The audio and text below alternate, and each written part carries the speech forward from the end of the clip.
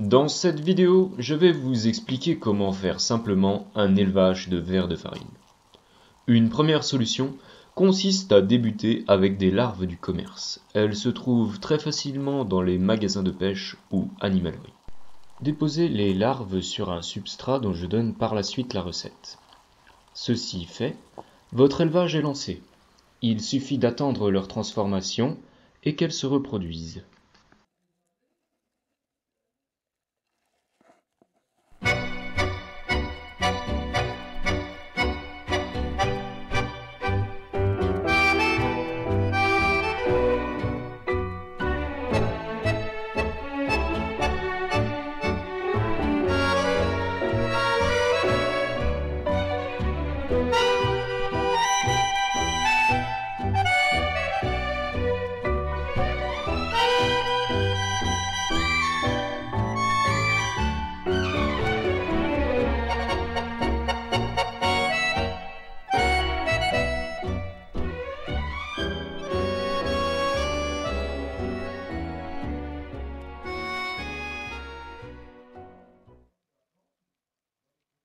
Autre option, je vous propose de récupérer des insectes sauvages.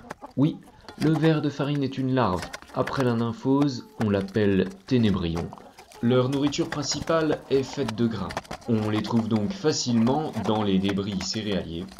Ou si vous élevez des poules, il peut y en avoir sous les récipients, à proximité de leurs aliments. Pour les capturer, une technique consiste à déposer un morceau de fruit ou légume et attendre qu'ils viennent. Je me sers d'une pomme de terre coupée en deux que je place dans un grenier. On peut voir sur le sol des brisures de blé. Ce sont elles qui entretiennent le ténébrion.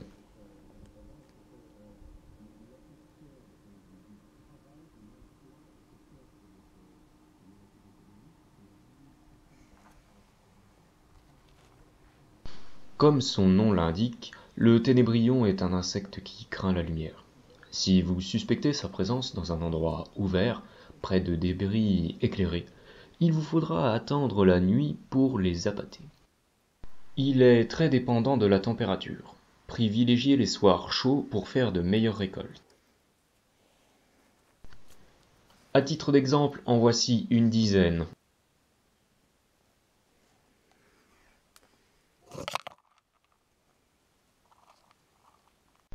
Comme avec les larves, on les libère sur le substrat. Vous noterez ici que je les libère sur un substrat essentiellement composé de céréales. Pour les adultes, je donne des restes, légumes ou fruits. Les tomates, carottes, poires et pommes fonctionnent très bien. J'incorpore également du pain sec apprécié par les larves. Les ténébrions sont dans une boîte ouverte. Elle fait environ 7 cm de haut avec un fond plastique. Ce ne sont pas de très bons grimpeurs, ceci suffit à les empêcher de s'échapper. C'est un coléoptère, il est pourvu d'ailes. Cependant, il ne s'en sert pratiquement jamais. J'ai aussi placé d'anciens emballages. Les boîtes en carton sont idéales. Elles leur permettent de se protéger de la lumière et peuvent servir à la reproduction. Le mieux est de la placer dans une pièce tranquille, peu éclairée et chaude entre 25 et 30 degrés. Plus la température descend et plus leur activité régresse. Ainsi, ils mettront davantage de temps à évoluer et se reproduire dans une pièce fraîche. Voilà, entomologiste ou pêcheur, vous voici maintenant renseigné.